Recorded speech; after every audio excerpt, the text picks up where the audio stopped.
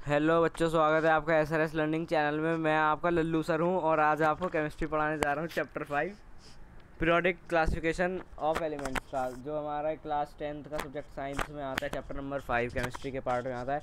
आज हमारे पास वर्कशीट उसकी वर्कशीट नंबर 46 है। आज मैं आपके सबसे बेहतरीन एक्सप्लेनेशन के साथ इसके सभी के सभी सॉल्यूशन देने जा रहा हूँ, तो आप ये वीडियो पूरी देख लीजिए। और मैं आपको कहना चाहूँगा कि आप हमारे चैनल एसआरएस लर्निंग को सब्सक्राइब कर लीजिए, क्योंकि हम रोज़ की रोज़ लेटेस्ट जो गवर्नमेंट की तरफ से वर्कशीट आती है क्लास 3rd से लेकर 10th तक की, उन सभी के सॉल्यूशन देते हैं विद बेस्ट एक्सप्लेनेशन। इससे आपकी पढ़ाई में बहुत मदद हो जाएगी। तो आज का हमारा टॉपिक है मॉडर्न पीरियोडिक टेबल। पहले कुलदीप सर ने आपको पढ़ा रखा होगा कि मेंडलीव टेबल क्या होती है, उसकी लिमिटेशन, उसकी एडवांटेज। और उससे पहले एक और सर ने हमारे एक और सर थे, उन्होंने आपको न्यूलैंड ऑक्टेव भी पढ़ाया होगा और डोबिनेट्राइड भी पढ़ाया होगा। वो मुझे उम्मीद है कि आप समझ गए होंगे। अगर आपको वो नहीं आता तो आज आप ये वाली वीडियो कुछ नहीं समझ पाएंगे, तो पहले आप वो देख के आइए ज़रा। अगर आपने वो देख लियो तो चलिए हम आगे चलते हैं। तो आज हम पढ़ेंगे मॉडर्न पीरियोडिक टेबल। ये वो पीरियोडिक टेबल है जो हम आज सन 2020 में यूज़ करते हैं केमिस्ट्री में। और इसको किसने डिवाइस करा था, यानी किसने बनाया था, तो वो मैं उसका नाम लिख देता हूँ। वो थे हमारे पास हेनरी मोसले। ये आप देख सकते हैं उनकी स्पेलिंग अच्छे से, आपको मेरी राइटिंग समझ ना आ पाए तो। एक ये, और इनके साथी थे हमारे पास जो कि बहुत ही ज़्यादा फेमस केमिस्ट्री में, नील्स बोर। अगर मेरी स्पेलिंग और राइटिंग गलत लगे तो आप गूगल पे सर्च कर लेना। तो देखिए बच्चों, हमारे पास जो मॉडर्न पीरियोडिक टेबल होती है वो कुछ इस प्रकार होती है। ये मुझे उम्मीद है आपने कभी और भी केमिस्ट्री में या फिर साइंस की बुक्स में कहीं पे फ़ोटो में देखा होगा। कुछ इस प्रकार से होता है। यहाँ पे रोज़ होती हैं ऐसे, ये इस प्रकार से ये रोज़ होती हैं और ये सब कॉलम वगैरह होते हैं। ये मुझे अभी नहीं बताना है आपको। तो पहले हम देखते हैं इसका मतलब क्या है। देखिए बच्चों, तो बच्चों देखिए, जिस प्रकार हमने आपको बताया था कि जो मेंडलीव की पीरियोडिक टेबल थी वो बेस्ड थी एटॉमिक मास पे, परंतु बच्चों ये जो हमारे पास नई वाली मॉडर्न पीरियोडिक टेबल है, ये हमारे पास एटॉमिक नंबर पे, जो एलिमेंट्स के एटॉमिक नंबर होते हैं, यानी कि नंबर ऑफ प्रोटॉन्स या फिर हम कह सकते हैं number of electrons in an atom of element, उस पर बेस्ड होती है। इसमें जो हमारे पास इसके जो बनाने वाले हैं नील्स बोर और हेनरी मोसले, उन्होंने रिसर्च करके पता करा कि जब मैं आपको बना के दिखा देता हूँ कि जब हम एलिमेंट्स को increasing order of their atomic number, ये आपको बात याद रखनी है, यहाँ पे एटॉमिक नंबर का जिक्र हुआ है, एटॉमिक मास का नहीं। एटॉमिक नंबर में जब हम उनके इंक्रीजिंग ऑर्डर में लगाएंगे तो फिर क्या होगा, जो सेम प्रॉपर्टीज़ वाले एलिमेंट्स होंगे वो एक के नीचे एक आते जाएंगे। जैसे मैं आपको यहाँ पे दिखा देता हूँ फोटो में। ये हमारे पास है lithium, sodium, potassium, rubidium, caesium and francium. ये सभी के सभी मेटल्स हैं। सभी के सभी की वैलेंसी 1 है और ये सभी के सभी एल्कालीज बनाते हैं पानी में जाने के बाद। तो इन सभी की क्या है, जो प्रॉपर्टीज़ हैं वो सिमिलर हैं बहुत ज़्यादा हद तक। इसी प्रकार दूसरा हमारे पास ये है बेरिलियम, मैग्नीशियम और कैल्शियम वगैरह वाला जो ग्रुप है हमारे पास। इसमें भी सभी की वो है, दोनों के सभी की जो वैलेंसी है वो 2 है। और इन सभी की जो ऑक्साइड होती है वो बेसिक होती है नेचर में। तो ये इनकी सिमिलैरिटी हो गई। आगे हम देखते हैं कि on the basis of assumption that Mendeleev placed then known 63 in his periodic table, this method was rejected as could not explain the position of certain elements and isotopes। तो बच्चों, ये कुलदीप सर ने आपको बताया होगा कि क्या था कि जो मेंडलीव की टेबल थी वो एटॉमिक मास पे बेस्ड थी, यानी कि उनको एटॉमिक मास की तरह उनको इस प्रकार फिट करना था कि वो इंक्रीजिंग ऑर्डर में आए। परंतु जब हम जानते हैं कि जो आइसोटॉप्स होते हैं उनका जो मास होता है वो डिफरेंट होता है, तो फिर उसके कारण हमें आइसोटॉप्स को ही इतनी सारी जगह देनी पड़ती। और हम जानते हैं इतने सारे एलिमेंट्स के पता नहीं कितने ही सारे आइसोटॉप्स होते हैं, तो उसके कारण हमारी जो पीरियोडिक टेबल थी वो बहुत ज़्यादा बड़ी हो जाती। तो इसलिए हमने जो मेंडलीव की पीरियोडिक टेबल है, ये उसका एक बहुत बड़ा रीज़न भी था कि वो फेल क्यों हो गया और हमें मॉडर्न पीरियोडिक टेबल क्यों बनानी पड़ी। आगे हम देखते हैं कि जो हमारे पास हेनरी मोसले थे और क्या कहते हैं हमारे पास नील्स बोर थे, उन्होंने नया एक लॉ बनाया जिसको हम जानते हैं मॉडर्न पीरियोडिक लॉ के नाम से, जिसमें ये लिखा गया properties of elements are periodic function of their atomic number. इसका कहने का मतलब वही है जो मैंने आपको बताया था कि अगर हम एलिमेंट्स को उनके increasing order of atomic number में लगाएं तो जिन एलिमेंट्स की प्रॉपर्टीज़ सेम है वो एक के नीचे एक आते जाएंगे, इस प्रकार। ठीक है, आगे हम देखते हैं atomic number of an element gives the number of protons in nucleus. ये आप सब कुछ जानते ही हैं, 9th क्लास में पढ़ के आए हैं, अगर नहीं पता तो एक बार रिवाइज कर लेना। तो बस हमारे पास ये इस वर्कशीट में इतना सही लिखा हुआ है इसमें, लेकिन मैं वर्कशीट से आगे मैं आपको थोड़ा बहुत बताता हूँ। देखिए बच्चों, अगर आपको मेंडलीव की पीरियोडिक टेबल अच्छे से याद हो तो उसमें क्या था, पहले आप ज़रा सोच के बताइए उसमें कितने ग्रुप्स थे। तो उसमें ग्रुप थे जिसको हम वर्टिकल कॉलम्स भी कह सकते हैं, वो थे 8 नंबर में। और जो हमारे पास हॉरिजॉन्टल रोज़ थी वो कितनी थी, वो हमारे पास 7 थी। ठीक है, ये आपको याद होगा। तो इसी प्रकार क्या है, जो हमारे पास मॉडर्न पीरियोडिक टेबल है इसमें भी जो पीरियड्स हैं यानी कि जो हॉरिजॉन्टल रोज़ हैं वो भी 7 ही हैं, परंतु यहाँ पे ग्रुप्स के नंबर में डिफरेंस आ गया है। जो ग्रुप्स हैं यहाँ पे जो यानी कि वर्टिकल कॉलम्स हैं, इस प्रकार के जो ये ऐसे लंबे वाली डंडी हैं, इनका जो नंबर हो गया ये बढ़ के 8 से 18 हो गया है, ये आपको याद रखना है। और इसकी जो कुछ जो प्रॉपर्टीज़ होती हैं ग्रुप्स की और पीरियड्स की वो हम अपनी अगली वर्कशीट में जानेंगे, लेकिन मैं अभी आपको थोड़ा सा उनका इंट्रोडक्शन दे देता हूँ। देखिए बच्चे, जो एलिमेंट सेम ग्रुप में पढ़ते हैं यानी कि जो सेम लंबे वाली डंडी होती है, इस प्रकार वर्टिकल कॉलम, इसमें जितने भी एलिमेंट्स होते हैं उन सभी की जो होती है प्रॉपर्टी सेम होती है, सेम। परंतु जब हम पीरियड के अक्रॉस जाते हैं, पीरियड में लेफ़्ट टू राइट या फिर राइट टू लेफ़्ट जाते हैं, तो क्या होता है, उसमें जितने भी एलिमेंट्स होते हैं उनकी जो होती है प्रॉपर्टी सेम नहीं होती हैं। अभी के लिए बस इतना ही है, हम अगली वर्कशीट में इसको पूरा अच्छे से डिटेल में पढ़ेंगे। इस वर्कशीट में क्योंकि ये नहीं दिया गया है, इसमें बस केवल यही दिया गया है कि जो हमारे पास जो मॉडर्न पीरियोडिक टेबल है ये एटॉमिक नंबर पे बेस्ड है, एटॉमिक मास पे नहीं। इसका रीज़न मैं आपको मैंने बता दिया, क्योंकि जो एटॉमिक नंबर होता है वो क्या कहते हैं रेगुलरली बढ़ता है, यानी कि जैसे 1 है उसके बाद 2 आएगा एटॉमिक नंबर, फिर 3 आएगा।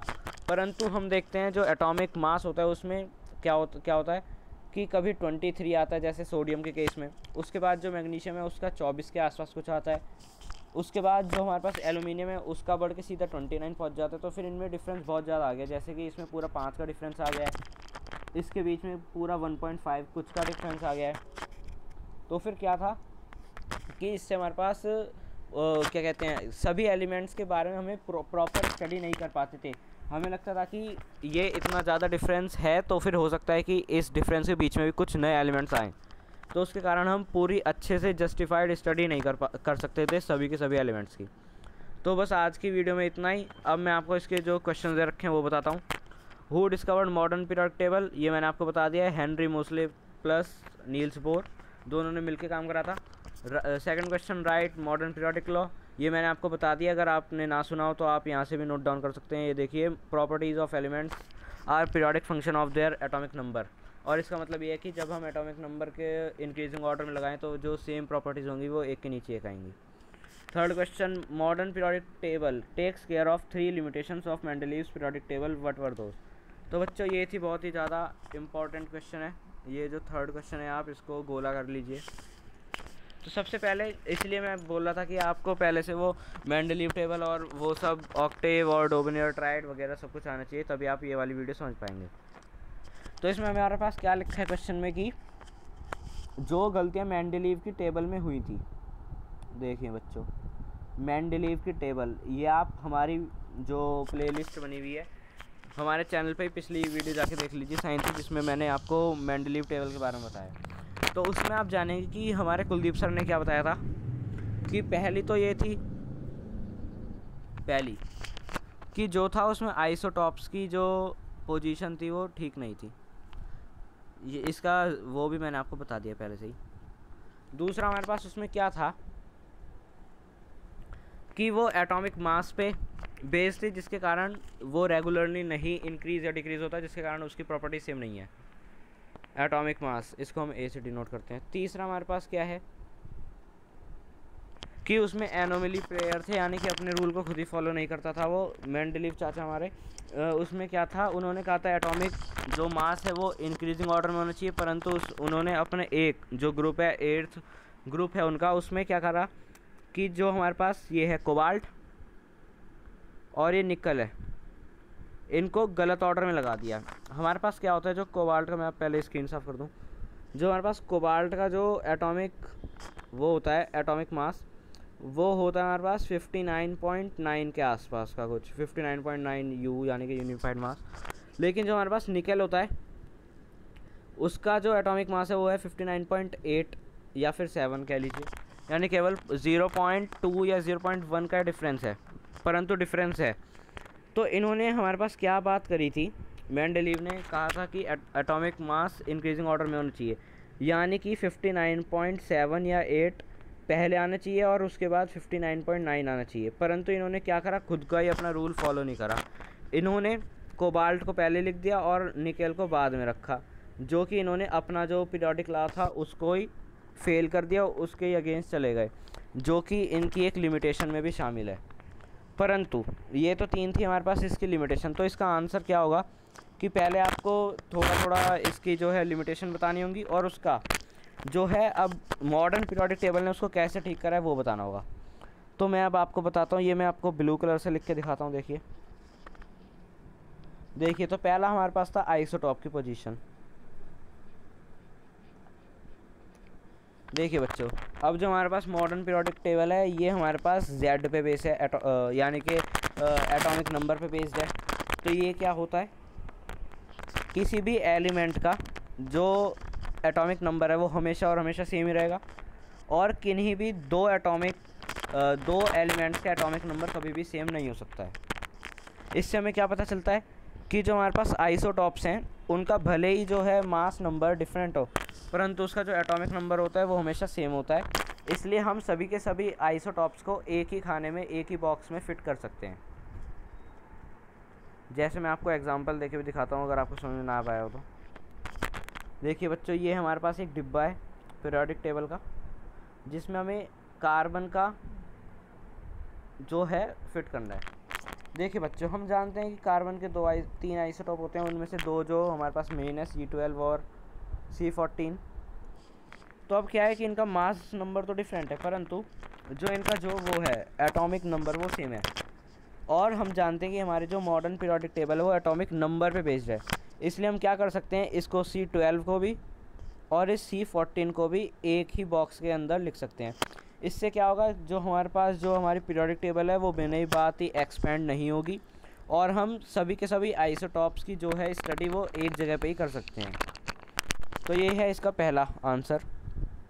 दूसरा आंसर क्या है जो मैंने आपको बताया कि जो हमारे पास है एटॉमिक मास जो है वो रेगुलरली इंक्रीज़ नहीं होता है। Atomic mass do not increase और डिक्रीज़ ग्रेजुअली और रेगुलरली। लेकिन जो हमारे पास जो मॉडर्न है ये हमारे पास एटॉमिक नंबर पे बेस्ड है, और एटॉमिक नंबर हमेशा 1-1 के गैप पे ही चलते हैं, जैसे 1 फिर 2 फिर 3 फिर 4। तो इसके कारण क्या हुआ है, हम जानते हैं कि 2 एटॉमिक नंबर के बीच में कोई भी नया एलिमेंट नहीं आ सकता। तो इसके कारण क्या है, जो हमारे साइंटिस्ट हैं वो एक जस्टिफाइड स्टडी कर सकते हैं सभी एलिमेंट की, क्योंकि उन्हें पता है कि इसके बाद कोई भी जो नया एलिमेंट है इससे अलग एटॉमिक नंबर का वो डिस्कवर नहीं हो सकता है। तीसरा हमारे पास क्या है, वो कोबाल्ट एंड निकल वाला, कि कोबाल्ट का जो एटॉमिक मास होता है वो ज़्यादा होता है निकल से, परंतु उसको तब भी मेंडलीव जी ने पहले लिखा है। परंतु अब मैं आपको इसमें फ़ोटो में भी दिखाता हूँ। देखिए बच्चों, ये हमारे पास ये रहा, ये जो इसमें क्या है, इसमें भी कोबाल्ट को निकल से पहले लिखा गया है। ये ऐसा है क्योंकि कोबाल्ट का जो होता है हमारे पास एटॉमिक नंबर वो है 27 और जो निकल का है वो है 28।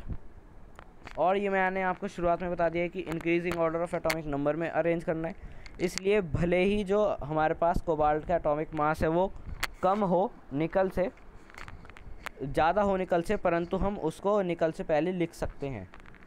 तो इसके कारण क्या है, जो कोबाल्ट और निकल में जो हमारे पास एक डिफरेंस क्रिएट हो रहा था वो भी ठीक हो गया है हमारे पास मॉडर्न पीरियोडिक टेबल के कारण। हम तो ये था हमारे पास third question.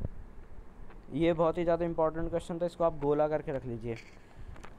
Fourth question, comment on positions of isotopes in modern periodic table. तो इसका आंसर भी मैंने आपको बता दिया है, ये इसके फर्स्ट पार्ट में ही आएगा। सेकंड जो हमारे पास है, how are the positions of cobalt and nickel resolve, ये भी मैंने आपको अभी बताया, जो कि इस थर्ड क्वेश्चन के थर्ड पार्ट में आएगा। मैं आपको लिख के दिखा देता हूँ यहाँ पे, थर्ड क्वेश्चन का थर्ड पार्ट और ये फर्स्ट पार्ट। तो बस आज की जो थी वर्कशीट बहुत छोटी थी, आज कुछ ज़्यादा था ही नहीं वर्कशीट में।